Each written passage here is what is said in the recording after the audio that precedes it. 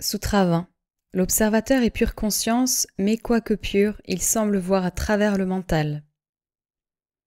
Après avoir traité de Drishyam ou côté objectif du monde phénoménal dans le Sutra 2, 18 et 19, Patanjali essaye maintenant de nous donner quelques idées concernant le Drashta ou l'observateur, qui est la base du côté subjectif du monde phénoménal. C'est une tâche comparativement plus difficile parce que le Purusha, selon la philosophie du yoga, est la réalité ultime cachée derrière le monde phénoménal dans son aspect subjectif. Quoique ce soit par lui que la Prakriti soit poussée à la vie et que la connaissance prenne place, il nous échappe toujours parce qu'il est toujours derrière le voile, témoin caché de l'objectif à travers le subjectif. Si nous prenons une lumière électrique puissante et que nous la recouvrons de nombreux globes concentriques semi-transparents et colorés, le globe de plus extérieur sera illuminé dans cette certaine mesure par la lumière de la lampe électrique.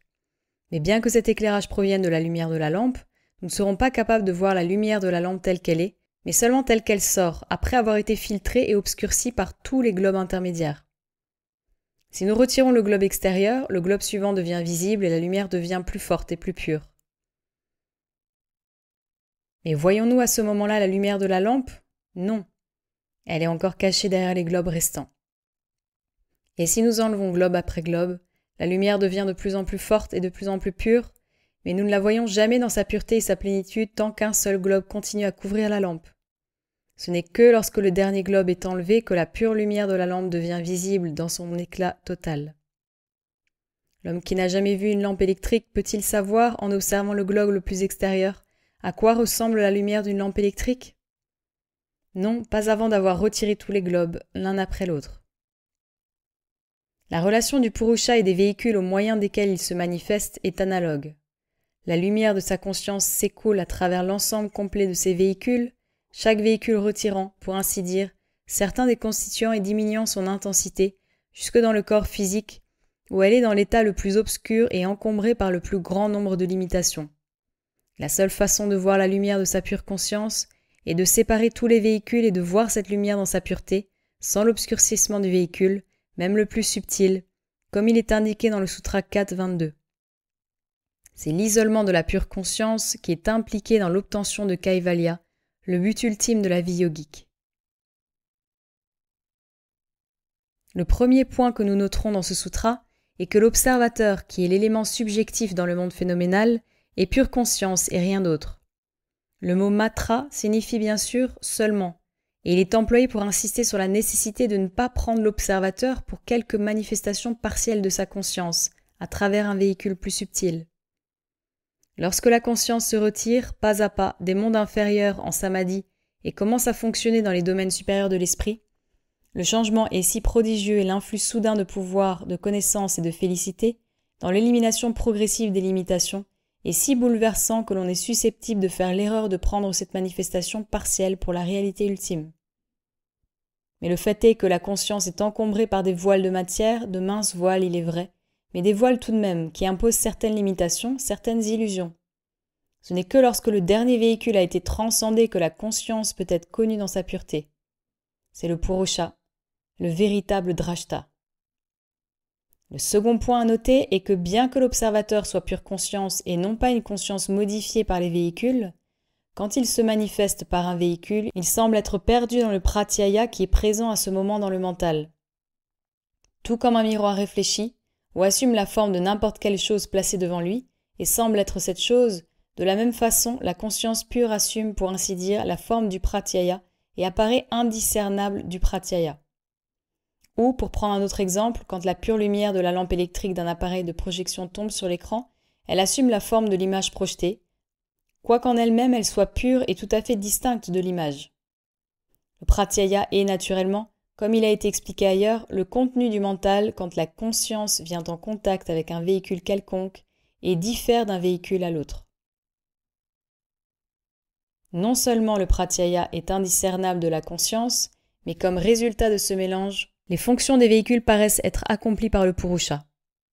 Ainsi, lorsqu'une idée abstraite est formée par le mental supérieur, est-ce le Purusha qui pense ? Non. La pensée est le fonctionnement du véhicule. Le contact de la conscience avec le véhicule le met en mouvement et lui permet d'accomplir sa fonction respective. Lorsqu'un aimant est placé dans un enroulement de fil métallique, un courant électrique se produit dans ce fil. Pour une personne ignorante, l'aimant semble produire le courant. En fait, l'aimant ne produit pas directement le courant quoi qu'il soit, d'une manière mystérieuse, rattachée à la production de ce courant. Si tout le mécanisme de la production du courant est là et que toutes les conditions nécessaires sont réunies, alors c'est seulement la mise en place de l'aimant qui fera travailler le mécanisme pour produire le courant.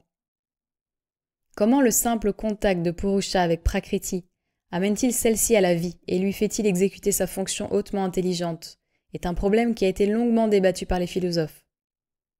Pour l'étudiant en pratique du yoga, cette question n'est pas d'une grande importance.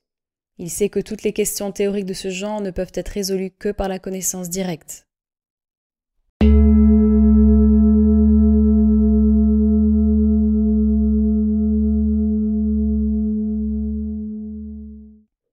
Sutra 21. L'être même du vu est pour lui-même, c'est-à-dire que Prakriti n'existe que pour lui. Dans les sutras précédents, les natures essentielles de l'observateur et du vu ont été indiquées et on a montré que, même lorsqu'ils semblent être complètement fusionnés dans leur relation intime, ils sont en réalité distincts et séparés l'un de l'autre, comme l'huile et l'eau dans une émulsion. Ce sutra indique que, dans cette association étroite du Purusha et Prakriti, cette dernière joue un rôle subordonné. Être simplement au service du Purusha. Le but du vu a déjà été donné dans le Sutra 2.18, à savoir de fournir de l'expérience et des moyens d'émancipation au Purusha. Le sutra que nous étudions éclaire encore ce point et incite sur le fait que Prakriti n'existe que pour servir les buts du Purusha. Elle n'a pas de but qui lui soit propre. Tout le drame de la création est joué pour procurer l'expérience pour la croissance et la réalisation des Purushas qui sont impliqués dans le spectacle.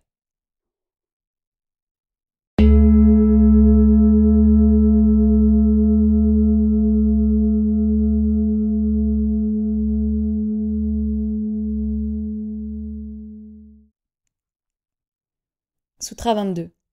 Quoi qu'il devienne non existant pour celui dont le but a été atteint, il continue à exister pour les autres du fait qu'il est commun aux autres.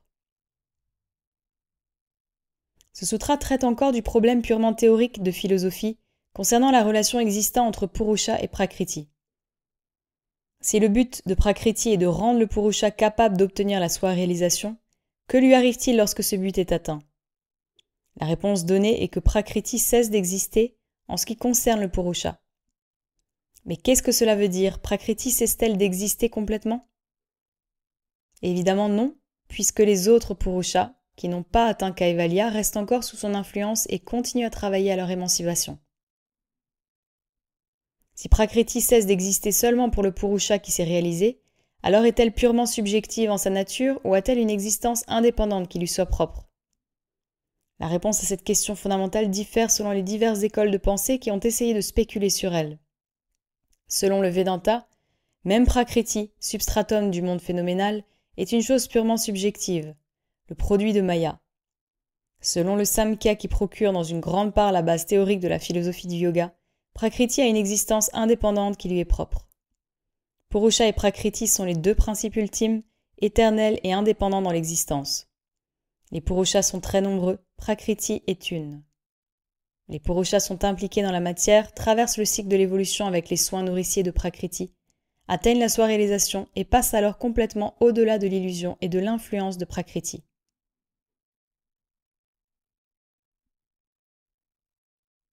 Mais Prakriti reste toujours la même. On verra qu'il n'y a pas de contradiction réelle dans ces deux façons de voir. Le Vedanta se borne à pousser le processus d'idéalisation à un degré supérieur, qui seul peut être l'étape ultime. En lui, la multiplicité des Purushas d'une part et la dualité des Purushas et de Prakriti d'autre part sont intégrés dans une conception plus haute de la réalité une. On peut indiquer ici qu'un système de philosophie, si élevé et vrai qu'il puisse être, ne devrait pas être considéré comme donnant une image absolument correcte des vérités transcendantes, telles qu'elles existent réellement. Parce que la philosophie travaille à travers l'intellect et que l'intellect a ses limitations inhérentes. On ne peut comprendre ou formuler les vérités qui sont au-delà de son domaine. Aussi, en traitant à sa façon des réalités de la vie spirituelle, il ne peut donner que des interprétations partielles et déformées de ces réalités. Les contradictions, les paradoxes et les inconsistances sont inévitables lorsque nous essayons de voir et d'interpréter ces réalités à travers l'instrument qu'est l'intellect. Nous avons à accepter ces limitations lorsque nous employons l'intellect comme un instrument pour comprendre et découvrir ces vérités dans les étapes initiales. Il ne sert à rien de rejeter l'instrument, si pauvre et imparfait qu'il soit, parce qu'il nous donne au moins une aide pour organiser notre effort pour connaître la vérité de la seule façon dont elle peut être connue, par la soi-réalisation. Si nous désirons voir un pays, la seule façon est d'y aller et de le voir de nos propres yeux. Mais cela ne signifie pas que nous devions rejeter les cartes et les plans qui visent à nous donner une idée générale du pays. Ils ne nous donnent pas une véritable connaissance du pays, mais ils nous aident à trouver le pays et à le voir ensuite directement avec nos propres yeux. La philosophie ne sert, au mieux, que cette sorte de but. Ceux qui se contentent de la prendre comme substitut de la véritable réalité sont dans l'erreur. Ceux qui l'ignorent complètement font aussi une faute parce qu'ils rejettent ce qui peut leur être utile pour atteindre leur objectif. L'étudiant sage du yoga prend les doctrines variées de la philosophie et de la religion avec légèreté, comme une tentative d'explication et d'interprétation des vérités au-delà du domaine de l'intellect, mais les utilise pour le mieux dans sa découverte directe de ces vérités. Le yoga est une science essentiellement pratique, et les vérités et les expériences dont il traite ne dépendent pas de la philosophie particulière ou des philosophies qui sont utilisées pour donner une image rationnelle de l'objectif et des divers processus qui y conduisent. Nous ne connaissons pas réellement la nature de l'électricité. Il y a de nombreuses théories, mais cela ne nous empêche pas d'utiliser cette force pour atteindre des buts physiques, de mille et une façons. De même, la philosophie qui procure l'arrière-plan théorique du yoga et ses inexactitudes n'affectent pas matériellement les résultats qui peuvent être obtenus par la pratique yogique. Donnons à la philosophie la place convenable dans l'étude du yoga et ne la mélangeons pas avec la partie pratique et scientifique du sujet.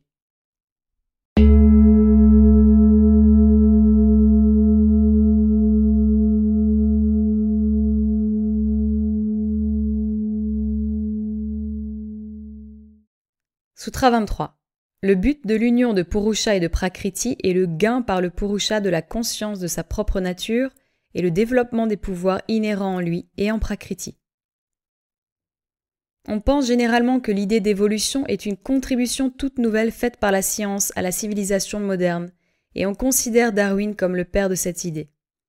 Mais comme nous le disons souvent, il n'y a rien de nouveau sous le soleil, et l'idée d'évolution nous est venue sous une forme ou une autre depuis les temps les plus reculés. Il serait réellement surprenant que les génies qui vécurent dans le passé et qui ont eu une si merveilleuse appréhension des réalités essentielles de la vie aient négligé cette loi importante et universelle sous-jacente à la manifestation de la vie. Il est peut-être vrai que cette loi n'a pas été étudiée et présentée dans la forme détaillée que nous avons maintenant, mais à ce moment, on étudiait en détail rien de ce qui appartient au monde phénoménal et qui n'était pas essentiel au réel bonheur humain. On jugeait suffisant d'avoir une idée générale des principes fondamentaux. Jamais on n'avait perdu de vue les limitations de l'intellect, et probablement n'avait-on pas considéré que cela valait la peine de perdre temps et énergie à accumuler des détails secondaires concernant les principes généraux qui, pour le mieux, ne pouvaient être compris que très imparfaitement par l'intermédiaire de l'intellect lié à l'illusion. On pensait que l'énergie nécessaire pour gagner la connaissance de détails non essentiels serait mieux employée à dévoyer le grand mystère de la vie lui-même, car lorsque ce mystère serait dévoilé, tous les problèmes de la vie seraient automatiquement et simultanément compris, ce qui ne pourrait jamais être obtenu par un processus d'analyse et de raisonnement intellectuel. Mais tandis que les adeptes de la science de la vie ne pensaient pas que cela valait la peine pour eux de descendre aux détails non essentiels concernant les faits des mondes phénoménaux, ils essayaient d'obtenir une image merveilleusement complète et vraie des principes fondamentaux. C'est cette appréhension claire et ferme des lois et des principes fondamentaux qui leur a permis de mettre ces principes et ces généralisations en forme de sutra. Ce qu'un écrivain moderne ferait en un chapitre ou un livre était condensé de façon magistrale en un seul sutra. Il y a plusieurs exemples de connaissances condensées dans les Yoga Sutras, et le Sutra 2.23 que nous allons considérer est un exemple frappant de cette nature. Patanjali a mis en un seul sutra l'idée essentielle et fondamentale sous-jacente à la théorie de l'évolution, et s'est aussi arrangé pour faire rentrer dans sa généralisation l'aspect le plus important de l'évolution qui, malheureusement, est absent de la théorie scientifique moderne. La plupart de nos savants modernes sont si absorbés par les détails, si pleins de leur propre réalisation, si obsédés par leur point de vue matérialiste, qu'ils laissent souvent passer les aspects les plus importants de leurs recherches, aspects qui sont sous leur nez même, et qu'ils ne pourraient pas manquer de reconnaître s'ils avaient la moindre ouverture d'esprit. La théorie de l'évolution que nous allons maintenant considérer en est un cas. Selon la théorie moderne considérée de façon très générale, il y a une tendance évolutive discernable dans les corps des plantes et des animaux, et les corps, dans leur effort pour s'adapter à leur environnement, développent de nouveaux pouvoirs et de nouvelles capacités. En suivant cette idée, nous pouvons dire en d'autres termes que l'étude du côté forme des créatures vivantes montre que ces formes sont en train de devenir, de façon persistante quoique lente, de plus en plus complexes et capables d'exprimer les pouvoirs inhérents à la vie. La vie et la forme ont toujours été unies, les formes évoluent. Qu'en est-il de la vie ? La science moderne ne le sait pas et, ce qui est plus surprenant, ne se soucie pas de le savoir. Car l'idée que la vie évolue côte à côte avec la forme est bien connue et réellement complémentaire de l'idée de l'évolution des formes que la science a développée. C'est en combinant cette idée de l'évolution de la vie avec celle de l'évolution des formes que la théorie de l'évolution devient intelligible et que sa beauté et sa signification sont révélées. Les formes évoluent pour procurer de meilleurs véhicules à la vie en évolution. La simple évolution des formes serait un processus dénué de sens, dans un univers dans lequel tous les phénomènes naturels semblent être guidés par une intelligence et un plan. Et pourtant la science moderne poursuit cette idée de l'évolution des formes et refuse de la combiner avec son idée complémentaire. Il n'est pas surprenant qu'elle se soit empêtrée dans une pléthore de détails et qu'elle ait méconnu la découverte de quelques faits de base d'intérêt général et vital pour l'humanité. Le Sutra 2.23 répond à la question « Pourquoi le Purusha est-il amené en contact avec Prakriti ?»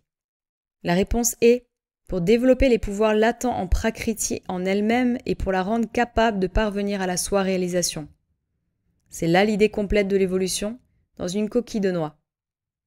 Mais il est nécessaire d'élaborer cette idée pour comprendre toutes ses implications. Voyons d'abord quels sont les pouvoirs de Purusha et de Prakriti auxquels il est fait allusion dans ce sutra.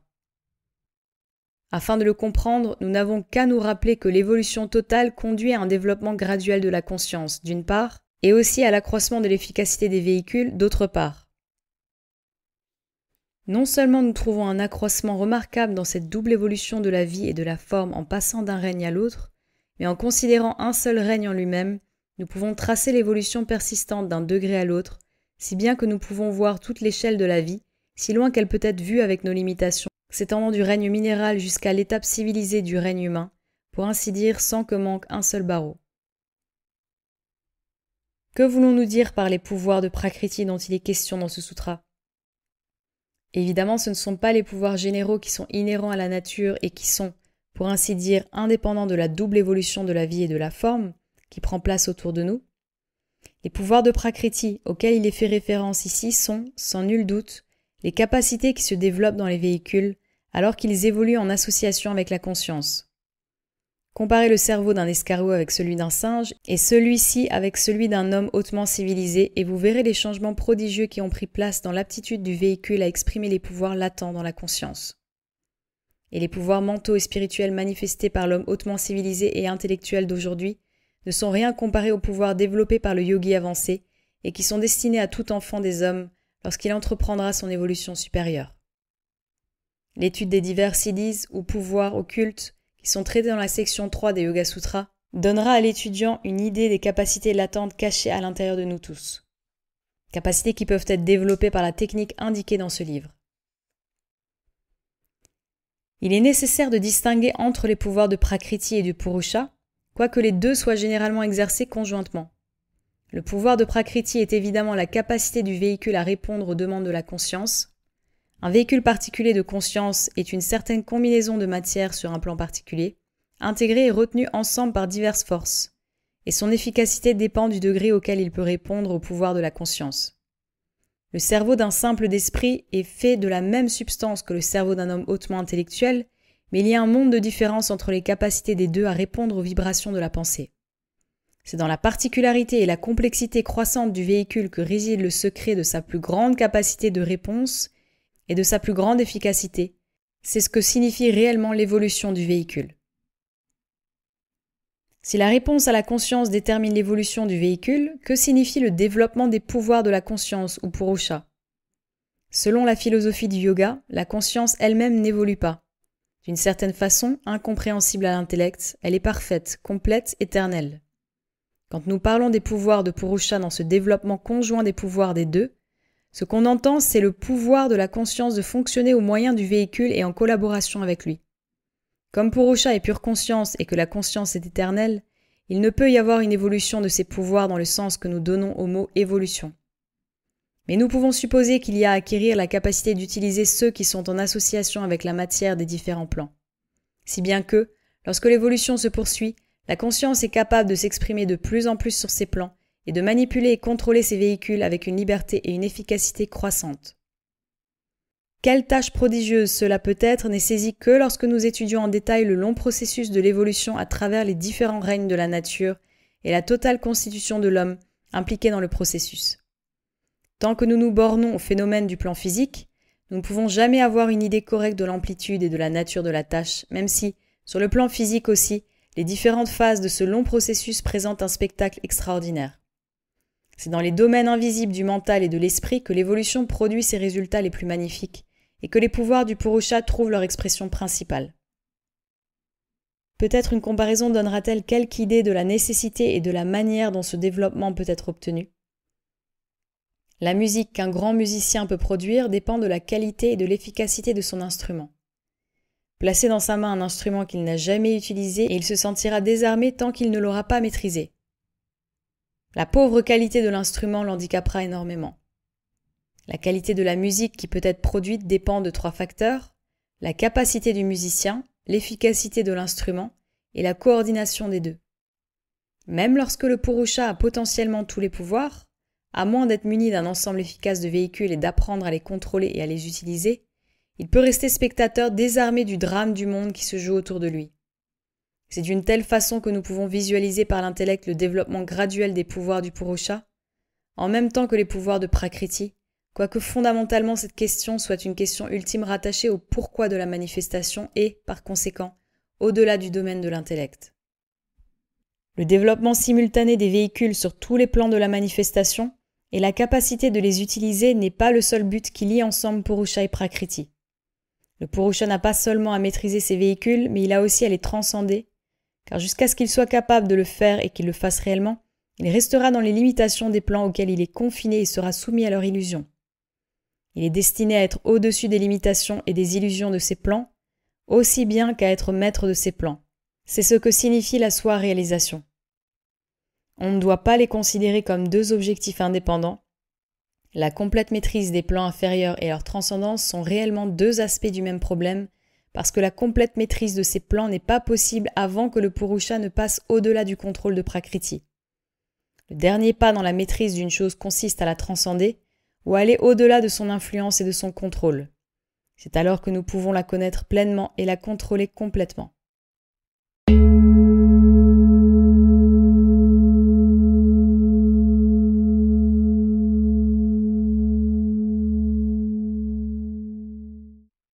Sutra 24.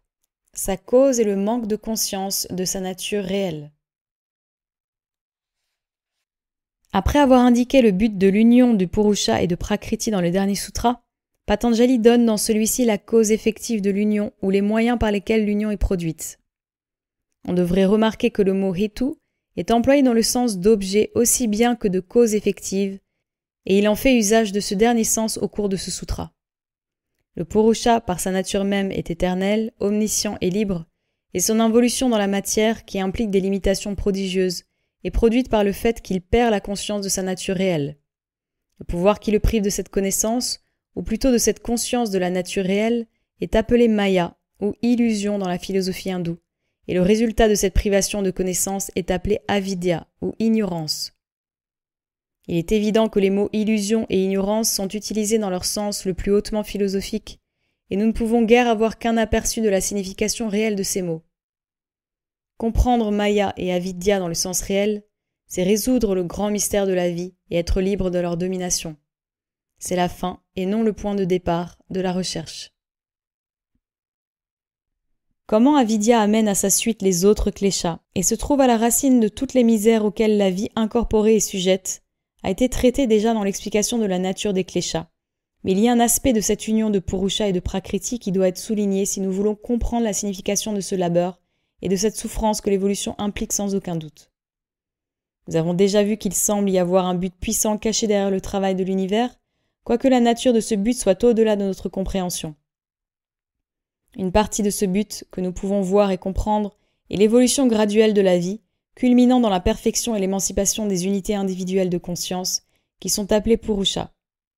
Nous avons été envoyés dans les mondes inférieurs afin de pouvoir atteindre la perfection par l'intermédiaire des expériences de ces mondes. C'est une discipline terriblement longue et fatigante, mais cela en vaut la peine comme le sait toute personne qui comprend la portée de cette perfection et connaît ceux en qui cette perfection est incarnée. De toute façon, que nous aimions ce processus ou non, nous y sommes et nous avons à le traverser et cela ne sert à rien de nous conduire comme des enfants qui cherchent à éviter d'aller à l'école et qui doivent y être envoyés contre leur volonté. La meilleure façon de nous libérer de cette nécessité est d'acquérir la perfection aussi vite que possible. Alors il n'y aura plus pour nous nécessité d'être contraints de rester dans cette école, et notre liberté viendra automatiquement. Il est très nécessaire d'indiquer cet aspect de notre servitude en raison du grand nombre d'aspirants, spécialement en Inde, qui ont une notion plutôt étrange concernant la cause et la nature de la servitude dans laquelle ils se trouvent. Ils ne prennent pas la vie sur les plans inférieurs comme une sorte d'école où ils ont à apprendre certaines choses, mais plutôt comme une prison de laquelle ils ont à s'évader le plus vite possible. Ils comprennent à peine les implications de cette attitude qui signifie réellement qu'ils considèrent Dieu comme un être sans cœur qui envoie ses enfants dans les mondes inférieurs, juste pour s'amuser à les voir traverser toutes les souffrances et les douleurs. Si la vie dans les mondes inférieurs est considérée comme une école, alors nous n'aurons pas de ressentiment contre la discipline sévère à laquelle nous sommes tenus, mais nous adopterons aussi les moyens corrects pour sortir des misères et des souffrances que sont les incidents de cette vie. Le moyen correct est évidemment d'apprendre les leçons nécessaires aussi complètement et aussi rapidement que possible au lieu d'imaginer seulement les moyens de fuite qui finalement sont à la longue inefficaces. Vu à cette lumière, la discipline du yoga est simplement la dernière phase de l'entraînement par lequel notre éducation est complétée et achevée avant que nous soyons autorisés à vivre une vie libre et indépendante.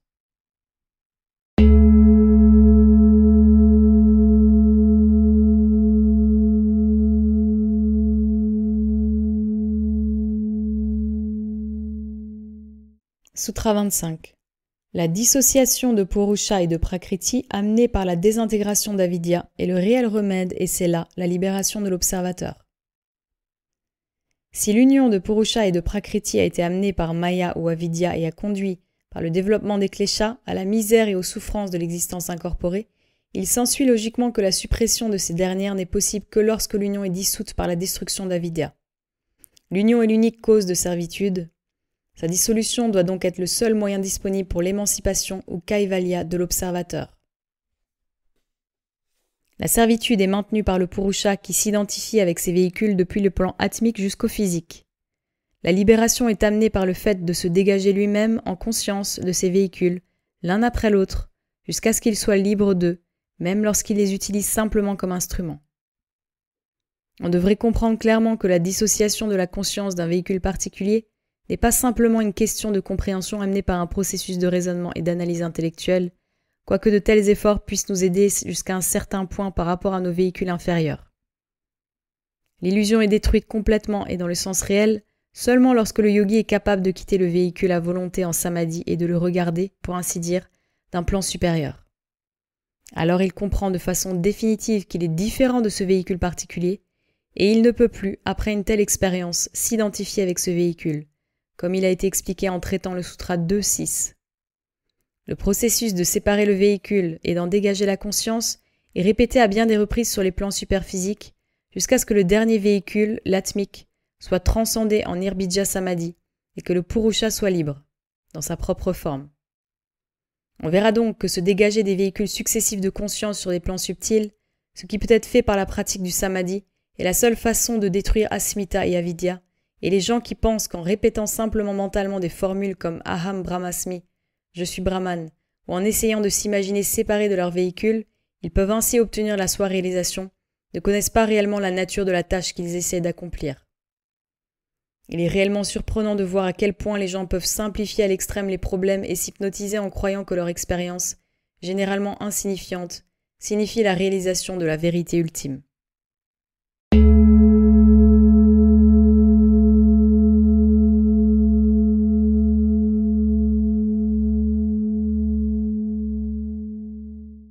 Sutra 26. La pratique ininterrompue de la conscience du réel est le moyen de désintégration d'Avidya. Ayant donné dans le précédent sutra le principe général sous-jacent à la destruction d'avidya, l'auteur donne dans ce sutra la méthode pratique qui doit être adoptée pour la produire.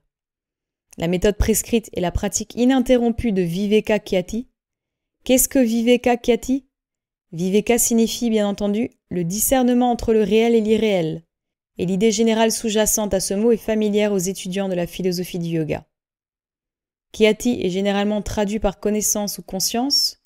Ainsi, Viveka Kyati signifierait connaissance du discernement entre le réel et l'irréel. Comme cela n'a pas beaucoup de sens, examinons les deux mots Viveka et Kyati de façon plus complète. Viveka est généralement employé pour cet état du mental dans lequel il est conscient des grands problèmes de la vie et des illusions qui sont inhérentes à la vie humaine ordinaire. Dans l'état d'Aviveka, nous prenons les choses comme allant de soi. Les grands problèmes de la vie n'existent pas pour nous ou, s'ils existent, c'est simplement par intérêt académique. Il n'y a pas de désir de remettre la vie en question, de voir au-delà des illusions ordinaires, de discerner entre les choses d'une valeur réelle et permanente et celle d'un intérêt passager. Quand la lumière de Viveka pointe dans le mental, tout cela change. Nous devenons très vivants devant les problèmes fondamentaux de la vie, nous commençons à mettre en question les valeurs de la vie et à nous détacher du courant de pensée et des désirs ordinaires et, par-dessus tout, nous désirons trouver cette réalité qui est cachée derrière le flux des phénomènes. Ce n'est pas un simple processus de pensée, mais un état illuminé du mental. Cela peut venir temporairement, comme résultat de quelques chocs dans la vie, ou grandir naturellement et devenir un trait permanent de notre façon de voir. Quand c'est un trait normal de notre vie, c'est réellement le signe avant-coureur du développement spirituel qui va suivre. L'âme s'éveille de son long sommeil spirituel et désire maintenant se trouver elle-même. Elle a atteint la maturité où elle veut entrer dans son héritage divin. Le Viveka ordinaire est simplement le symptôme de ces changements qui prennent place dans les profondeurs de l'âme. Or, le point à noter ici est que cette sorte de Viveka est seulement une réflexion de la conscience spirituelle dans le mental inférieur, un sentiment, pour ainsi dire, de la réalité cachée en nous. Ce n'est pas une conscience réelle de la réalité. Viveka Kyati est une conscience de fait de la réalité, un contact direct, immédiat avec la conscience spirituelle la plus intime, pratyaksha, la connaissance de la réalité. Ce que le sens du toucher est au sens de la vue, Viveka l'est à Viveka Kyati. Dans le cas du premier, nous sentons simplement la réalité en nous d'une façon plus ou moins confuse. Dans le cas du dernier, nous sommes en contact direct avec elle, quoiqu'à différents degrés. L'éveil de la réalité ou Viveka Kyati est le contraire d'Avidya, manque d'éveil à la réalité, les deux étant rattachés l'un à l'autre comme la lumière et l'obscurité. Lorsque le Purusha est pleinement éveillé, il est hors de la domination d'Avidya. Quand il perd cet éveil, il retombe dans Avidya et les autres kleshas. On verra que le véritable discernement entre le réel et l'irréel n'est possible que lorsque nous avons fait l'expérience de la réalité et que nous connaissons à la fois le réel et l'irréel. Lorsque l'on demande à un débutant de discerner entre le réel et l'irréel, cela signifie qu'il devrait apprendre à discerner entre les choses de valeur permanente dans la vie et celles qui sont transitoires. À la lumière de ce qui a été dit ci-dessus, la signification du sutra que nous traitons devrait devenir claire.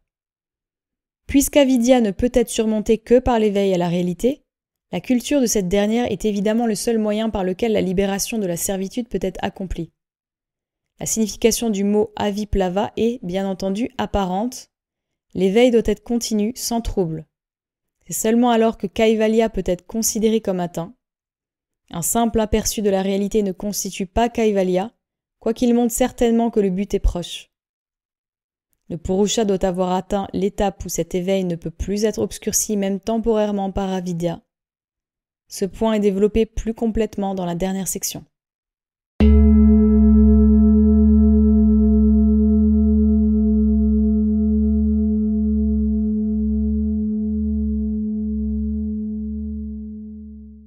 Sutra 27. Dans ce cas, le plus haut stade de l'illumination est atteint par 7 étapes. Ce sutra indique simplement que l'étape d'éveil ininterrompu de la réalité est atteinte au moyen de 7 étapes. Après que le yogi a obtenu son premier aperçu de la réalité, il doit traverser 7 étapes d'éveil croissant avant d'atteindre le but final de Kaivalya. Le mot prantabhumi est employé pour indiquer que le progrès, à travers ces étapes, ne doit pas prendre place par des bonds soudains, pour ainsi dire, mais par une transition graduelle d'une étape à l'autre, comme on traverse un pays divisé en 7 provinces voisines. Certains commentateurs ont écrit bien des balivernes pour expliquer ce sutra. Il est tout à fait naturel que le processus pour atteindre la pleine illumination doive être graduel et doive comporter des étapes. Mais identifier ces changements transcendants dans la conscience avec les processus ordinaires de pensée, comme cela a été fait par certains commentateurs, est véritablement absurde. Mieux vaut laisser le problème tel qu'il est, comme une question d'expérience transcendante qui ne peuvent pas être interprétées en des termes de processus de pensée.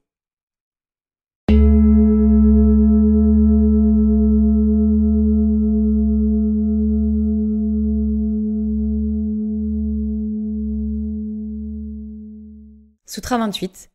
Par suite de la pratique des exercices constituants du yoga, quand est détruite l'impureté, s'élève l'illumination spirituelle qui produit un éveil à la réalité. Ce sutra traite du problème de la nécessité d'être guidé sur le sentier du yoga. Il a déjà été dit que Viveka est une expression de la conscience spirituelle cachée derrière le mental. Si elle est réelle, elle donne une aspiration suffisamment forte à l'aspirant pour entrer dans le sentier du yoga et adopter sa discipline. Mais elle n'est pas suffisamment précise pour le conduire sur le chemin du yoga et lui procurer les directives nécessaires dans le domaine mystérieux de l'inconnu. D'où ces directives viendront-elles ? Selon ce sutra, les directives sur le sentier du yoga viennent de l'intérieur sous forme d'illumination spirituelle.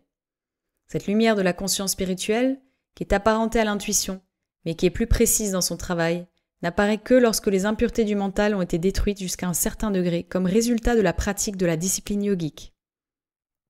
Cette lumière intérieure de sagesse a reçu bien des noms, beaux et subjectifs tels que la voix du silence, la lumière sur le sentier, et peut-être la description la plus saisissante et illuminatrice de sa nature et de son mode d'expression se trouve dans le petit livre La lumière sur le sentier, de Mabel Collins. Il y a 2 points que le sadhaka doit noter concernant cette Jnana-dipti. Le premier est que cette lumière vient de l'intérieur et le rend, dans une large mesure, indépendant des directives extérieures. Plus nous pénétrons dans les profondeurs de notre conscience, plus nous avons à nous fier à nos propres ressources intérieures, puisque rien d'extérieur ne peut nous aider. En un sens, un sadhaka ne devient réellement qualifié pour fouler le sentier du yoga qu'après l'apparition de cette lumière intérieure dans son mental. Tout entraînement préliminaire dans le yoga vise à lui procurer cette source intérieure d'illumination. C'est l'objectif principal de tous les instructeurs qui l'aident dans les premières étapes, afin qu'il puisse être capable de se tenir sur ses propres pieds. Le second point à noter à ce sujet, c'est que cette lumière intérieure de sagesse continue à croître et à lui donner des directives jusqu'à l'étape de Viveka Kyati. C'est la signification du mot « A » précédant le mot Viveka Kyati dans le sutra. La lumière grandit et se renforce au fur et à mesure que le sadhaka fait des progrès sur le sentier et s'approche de son but, jusqu'à ce qu'il ait atteint sa première expérience de la réalité. Alors, bien entendu, la lumière de la sagesse spirituelle devient inutile en ce qui le concerne parce qu'il est maintenant dans la source première de l'illumination intérieure, l'illumination de la réalité elle-même. On verra que le Viveka ordinaire, Jnana-dipti et Viveka Kyati sont les manifestations, à divers degrés, de la même lumière, qui brille dans sa plénitude et sa splendeur ininterrompue dans Kaivalya. Viveka rend le sadhaka capable d'entrer sur le sentier du yoga, Jnana-dipti lui permet de le fouler de façon sûre et stable, Viveka Kyati lui donne l'expérience de la réalité et Kaivalya le voit établi dans cette réalité de façon permanente. La philosophie des kleshas, qui a été exposée par Patanjali de manière si magistrale dans la première partie de la section 2, traite complètement et efficacement du grand problème de la vie humaine. Elle va à la cause radicale de la servitude humaine et de la souffrance et prescrit un remède qui, non seulement est efficace, mais a même une guérison permanente. Cette philosophie devrait donc être considérée non comme un simple accessoire, mais comme une partie intégrante de la philosophie du yoga, sur laquelle seule une ferme structure de la vie yogique peut être construite.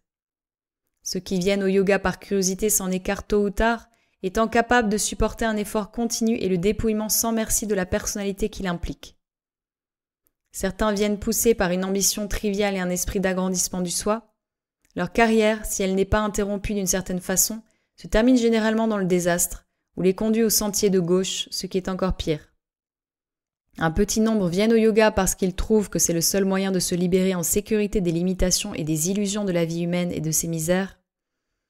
Ils ont compris pleinement la philosophie des kleshas, et même les siddhis ou autres attractions de la vie du yoga n'ont pas le pouvoir de les retenir en arrière ou de les faire s'arrêter dans les illusions des domaines supérieurs.